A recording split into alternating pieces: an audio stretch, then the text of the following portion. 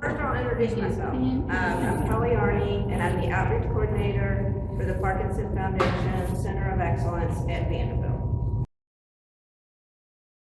It does not matter where you're getting your care, and in fact, I'm more interested in reaching out to people who can't get to Vanderbilt. I do a lot of traveling across the state to help people to access good care, to know the questions to ask, and to have someone to talk to so that you're getting the best. Because even if you're seen at Vanderbilt,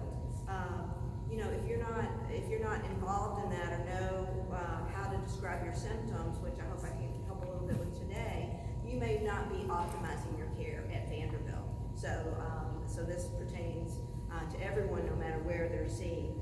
And there are great doctors out in the community. I tell you, the number one thing is, does your doctor spend time with you? Will they take calls? And can you communicate with them between visits? That's getting harder and harder, even at Vanderbilt, because we have that, online My Health at Vanderbilt, and that is a wonderful tool. It saves the doctors a lot of time, and for some things it's great, but for other things it's just too complicated to explain in a message. And so I offer my but I have a direct email and phone number at Vanderbilt, so you don't have to always go through there, or you can say, am I even asking the right doctor? Who wants to type all that out? And it's like, you need to talk to your primary care. You have entered this world of Parkinson's, and everything you do it's like more and more piled on your plate. And I thought of this great analogy, or to me it was a great analogy, of how we accumulate things in life. I'm dealing with the loss of parents and in-laws in the last couple of years, and I can't even tell you how we have to walk through our house. There's so many things I want to hold on to, but it's gonna, and there are things that I want to hold on to for my children. And so we accumulate things in life.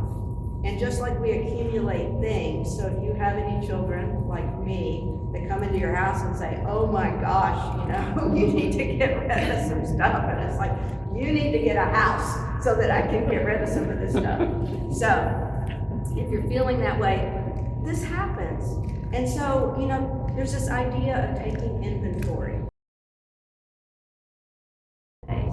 We kind of get on this, this little wheel that's in the cage, and we're doing things, and we're not thinking about how did I get involved with this thing? This event seems wonderful. I mean, I see smiles on your faces. People were happy to be decorating or bringing food in. So I would say keep this on your list. But sometimes we get too busy and we just start going along. We get up in the morning, we look at our schedule, and we just go along with it, and we're not thinking about it. So I'll tell you, I am thinking about the holidays. I want to do Thanksgiving earlier in the day. So I don't want to wait till the end of the day when I'm accommodating all of my nieces and nephews because they've got to go here and there. So there's just going to be 4 of us at my house. And that's okay. We've got a big Christmas coming up. One of my nieces is getting married. And so, but you may be somebody that wants to have the big group. It's really that balance. I was talking to someone, I think, about finding that balance. If Thanksgiving is your priority and you do want to do the cooking, but knowing that's going to take a lot of energy. Even timing when you're cooking, when your meds are on. Typically people are better in the morning.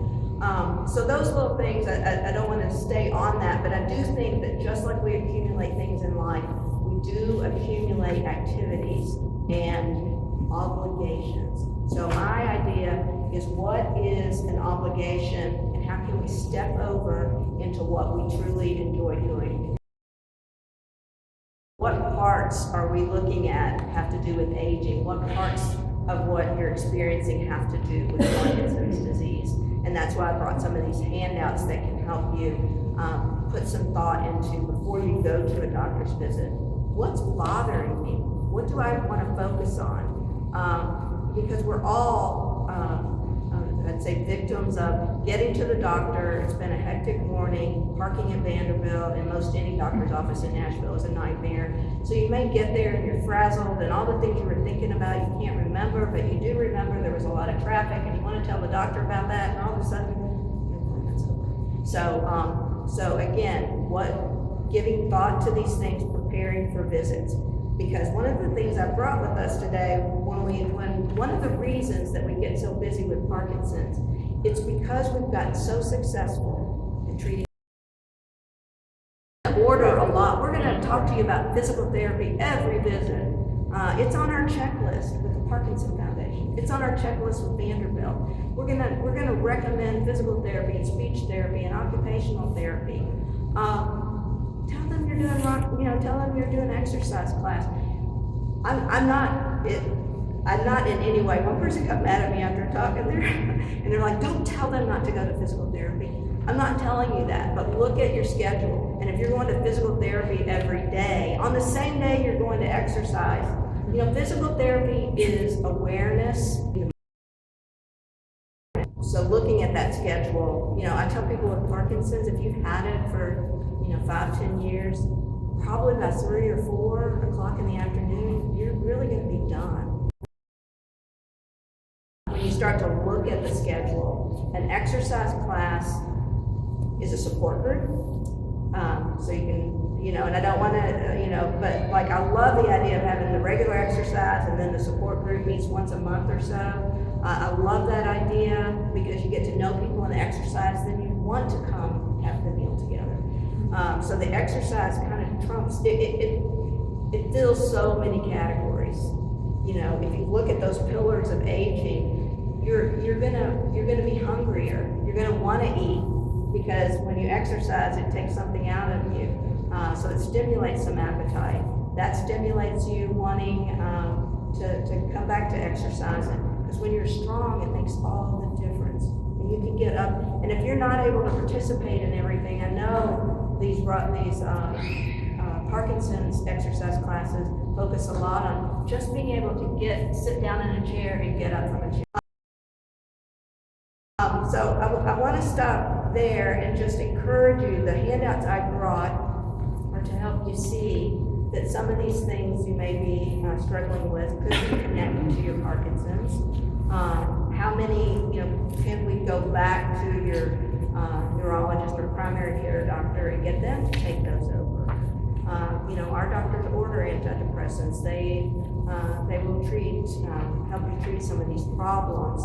They oftentimes offer things, and if you were raised like I was, when the doctor offers something, it's like, I need to do it. The doctor knows, and so, again, you're involved in this, and 2 tips when you're scheduling appointments, schedule 2 appointments out. Ask the doctor, I know you want to see me every 6 months, could I do the next 2? That way you've got a safety net. Maybe you don't feel like there's something to talk about, or maybe the doctor cancels one of those appointments, and they're telling you it's going to be a year because she doesn't have any openings. Schedule 2 appointments out